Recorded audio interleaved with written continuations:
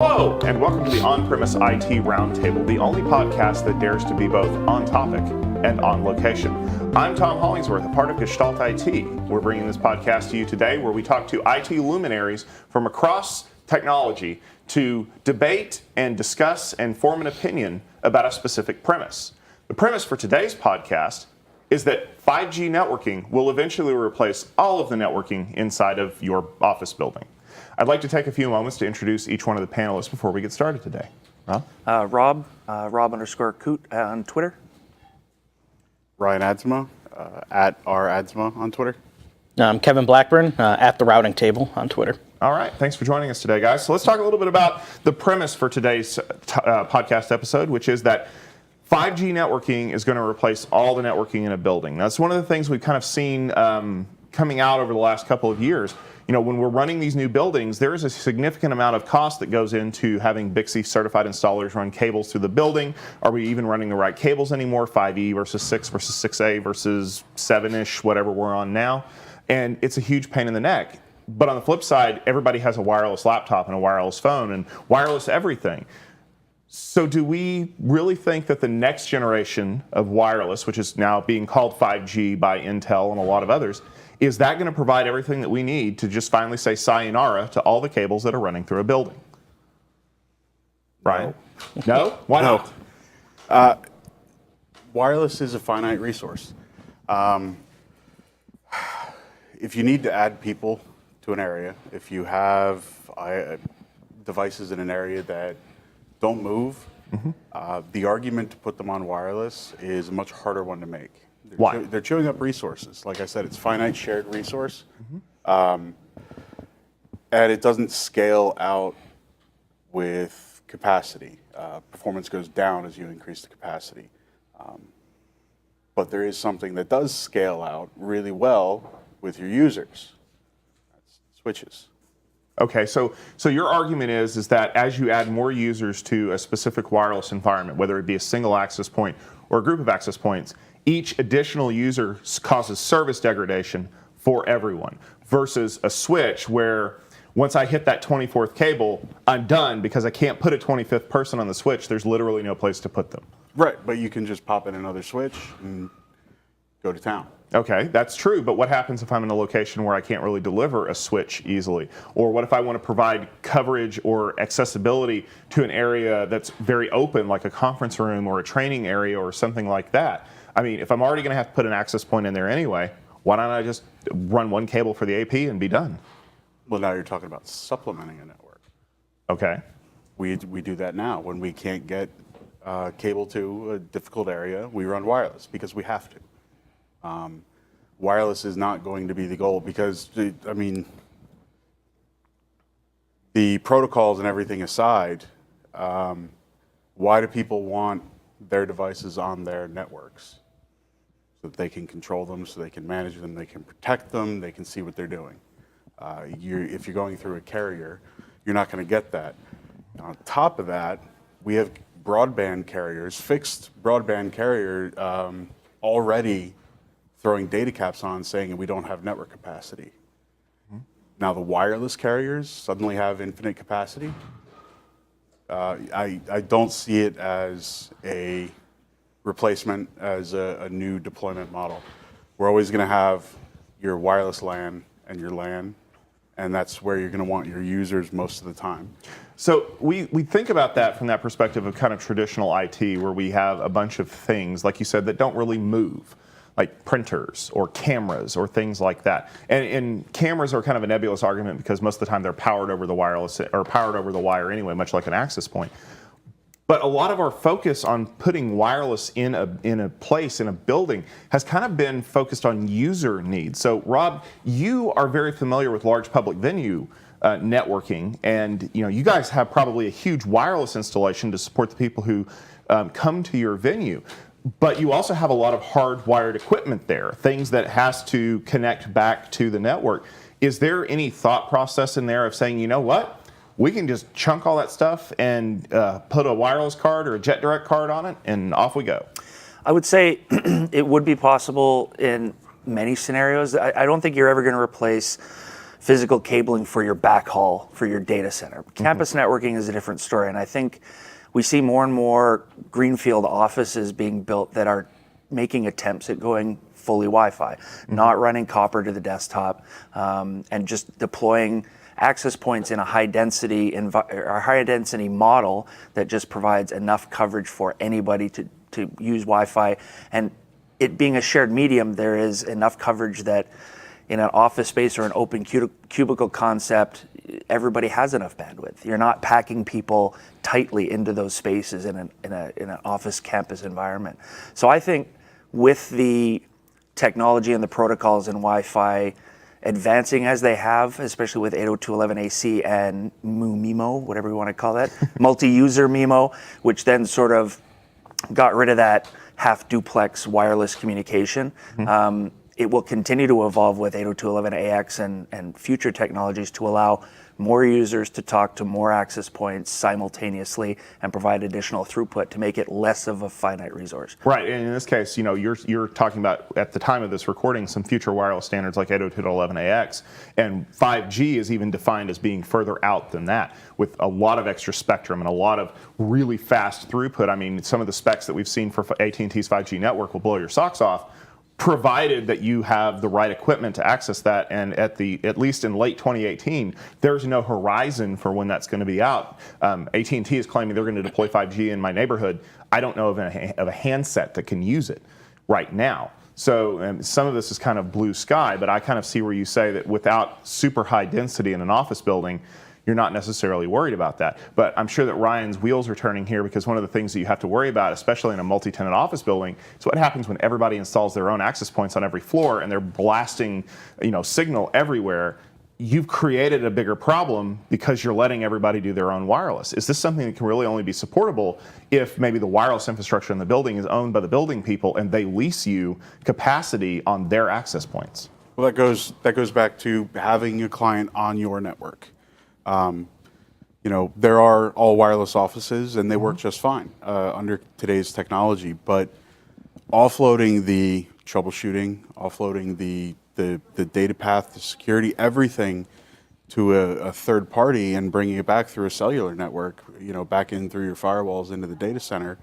Not every company is going to be ready for that. Not every company is going to want to do that. I know there are plenty of devices on my network that are wireless that, due to regulations, we cannot put on a third-party network. All right, that's a good point, Ryan. But maybe we need to take a step back here and kind of think about this, because when we talk about 5G, other than just being a marketing term, there's a lot to that. So 5G itself is not just Wi-Fi. It's actually a standard of implementation above LTE, what we would consider 4G networks right now. So it's just a high bandwidth backhaul for things like mobile devices and stuff like that. And kind of to Rob's point where he's talking about advancing wireless standards, there's nothing that says that we can't take what we know today as Wi-Fi, which is defined by the Wi-Fi Alliance, and kind of make it collide with 5G and provide one unified system. I mean, a lot of people are on their cell phones now anyway, and the software that runs those kind of has to be intelligent enough to know when the Wi-Fi is better than the cellular, use it. But if you detect performance degradation on the Wi-Fi, flip back over to your 4G LTE uplink. Well, if the 5G is always better than the Wi-Fi, it's probably always going to be on the 5G. Now, the other thing I wanted to talk about here is, we talk a lot about what happens whenever you have a lot of guest devices in your network and what happens when all of your users are mobile. And that's great if you work in a big public venue, but what happens when you work in somewhere that has a little bit more regulation? Now, Kevin, you have a few thoughts on this too, because you work in a very heavily regulated environment. Could you ever see one of your locations going 100% wireless? No, I mean, that absolutely not from what I know on a day-to-day basis. So you brought up the good point. Sometimes your data has to stay internal to you, and it can't go on an outside network. I just shake my head at the idea. I know it's crazy, and I know we're moving along as an industry, but the idea of having healthcare data going on a cellular network and then having to trust it coming in through my firewall into my network is, it's a big idea over what we do right now, and it's definitely one to think about, because I know the regulation that we deal with right now with all of that data behind the firewall, I couldn't imagine what it's going to turn into if it's coming from the outside. Right, and that's just healthcare, for example. You Yeah. have to think about things like PCI DSS, Yeah. any other kind of financial regulations. Could you imagine if we tried to make a military base 100% wireless? The nightmare of just the top secret clearance, compartmentalization. I mean, they still write things on paper. How 18th century is that? Well, it turns out paper is really easy to secure. You lock it in a filing cabinet, you don't have to worry about it. But when it comes to wireless, I mean, we've seen this over and over again, even with LTE, spectrum leaks. So if you're adept enough and you're sniffing for traffic, I mean, who knows what you could come up with? Yeah. And we have a lot of infrastructure devices that we have to worry about too. Think about phones, for example, IP phones. Well, if I can sniff their traffic and I can get enough packets, I can reassemble a conversation, especially if they don't encrypt that traffic as it goes over the wire, or in this case, over the air, where everybody can hear it. Regulatory bodies are going to have a field day with that. We do trust our phones, though. People today, over existing LTE networks, do banking, exchange personal information. They store a lot of personal data on those devices and have no problems using them on open LTE networks. But I think that part of the problem is that the LTE network itself is not inherently secure. We've built authentication and trust mechanisms on top of the LTE network, things like SSL or within TLS. the applications, right? Yeah, but it's the applications that we trust as secure. I mean, we've already seen some instances where people are able to reverse engineer encryption keys, or there's a collision attack that allows them to be able to do that. I mean, look at Heartbleed. Heartbleed was a bug in OpenSSL. Do you know how many things use OpenSSL? I'll give you a hint, all of them. And so now there's a potential vulnerability in that. And it's not transport dependent. I mean, SSL everywhere was vulnerable. But like you said, I mean, if I lost my phone today, I would probably be in panic mode because I do everything on it. It's my boarding pass and my Starbucks card and my bank account and my credit card in most cases. So we are dependent upon 5G. And does that mean that down the road, if something else decides to replace it, or if there's a huge bug that causes it to wipe out, is there a possibility of us even moving away from it? So, I mean, I think the conversation about 5G having massive impact on the enterprise, large public venues, things like that, is maybe even a little premature, if not unnecessary, because there's two things that 5G is supposed to bring. Enhanced mobile broadband, so super fast speeds to your phone. Right. That's consumer focused. And then ultra reliable, low latency connections for fixed broadband. So rural farmers will be able to get 100 megabit, if not more. You'll be able to have an option for your ISP. There'll be a lot of stuff. I think that 5G is going to enhance the consumer market a lot more. But in the enterprise, where are you going to share your file shares? How are your users going to discover file shares or printers over the cellular?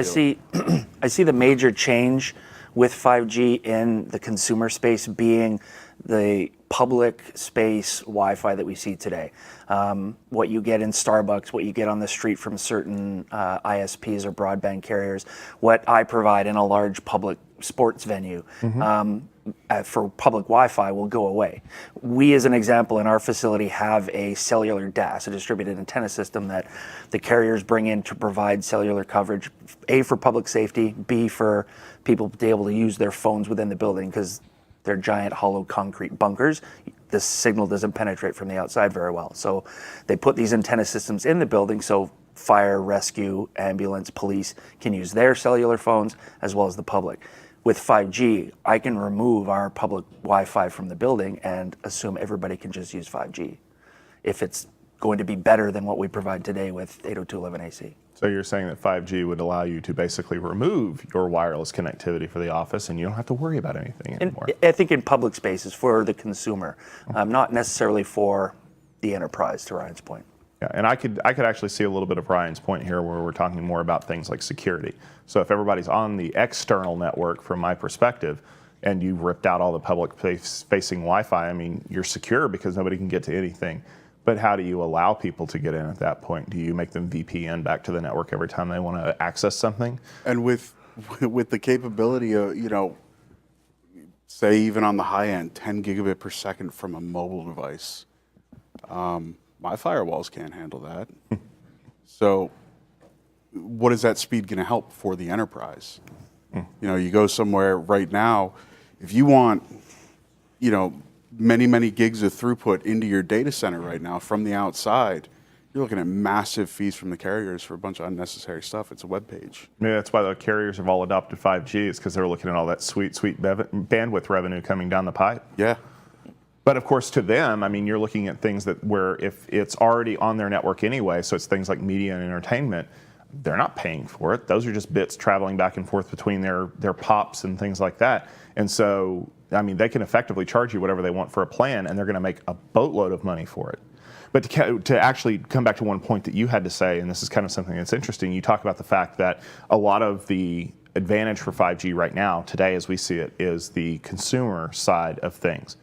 And how big of an impact could that really have on the enterprise? And I would counter that the two things that are currently down here on the table from the Apple company were consumer-focused objects. They still are consumer-focused objects until someone brings one into the enterprise and says, make my mail work on this. Or I want to use this thing to do presentations. So that won't change. We still can do mobile device management. We can still go to our cloud mail provider. We can still do all of that. And if they need something on the internal network, we're going to tell them to turn on the Wi-Fi. True. Or, like I said, are we going to really figure out a way to expose file shares and printers out over the public internet? Or make them VPN in manually? Or are we going to rely on the Wi-Fi infrastructure for them to connect? So let me toss one more little monkey wrench in this. What happens when all the data is on the public internet anyway? Because we all love the cloud, right? What if everything's stored in AWS anyway, and they're not trying to come back into my network? What if all of my traffic is already going outbound? Well, then the case is there. And that is probably going to be a corner case for most companies. You think the cloud is a corner case? No, 100% cloud driven with no infrastructure. Okay. There are enterprise technologies today that allow users to take their devices home and work as though they're in the office, that don't require VPN in the traditional sense. It's not dial-up VPN. Microsoft's Direct Access product. It's a domain joined machine, and you're on your home network or on a cellular network for that matter. You have file shares. You have remote desktop capability. It's there all the time automatically. I believe they're deprecating that product in favor of a new product they're using that's just a always-on persistent corporate VPN.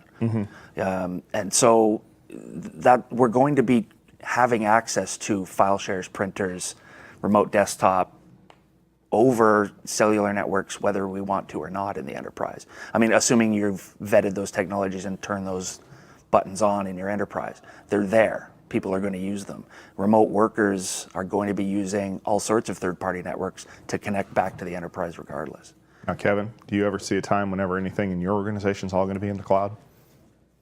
I mean, it goes back to our same point about security and the fact that everything's so regulated. You have to have ultimate control over everything. When you have an auditor come in, they need to know that you have the lock and key on every little piece of data that you're handling. Yeah. And that's the big problem. And to the other point of 5G, you mentioned earlier, the big point I always hear thrown around is people who don't have fast internet available to them now will now be able to have, broadband speeds or faster than what we see today. And the rural areas are the big thing that I do have experience with. The fact that trying to get even a coax connection, a basic coax connection, is tough for a lot of these places. And what I also notice, though, which is the problem that I see right off the bat, is when I'm going there, I don't have cell phone signal. Even 3G, make a basic call, I'm not talking about data trying to download anything. 5G comes along and you're in a metro area, great, that's fine. I mean, you're going to have the access, you're going to have high speed, have no problem at all. But, I mean, the fact is, what happens when you extend that border and you're a little bit further out? Maybe you can connect, but you're not getting full 5G capabilities. And then it's like, okay, well, if I wanted to go fully to the cloud, what about my sites that aren't going to be able to access it as fast? And, and I just see the little, and I mean, yeah, they are smaller problems. You have smaller locations. Most of your larger enterprise is all going to be in an area with those resources available. Absolutely, but All right, so I think it's about time for us to wrap up. So we're going to go back to the premise. 5G networking will replace office networking. Rob, will it? Maybe. Maybe. That sounds an awful lot like it depends. It does depend. Oh, well. I think in some scenarios it can. In others, with overly regulated or heavily regulated environments, it won't be able to. Ryan.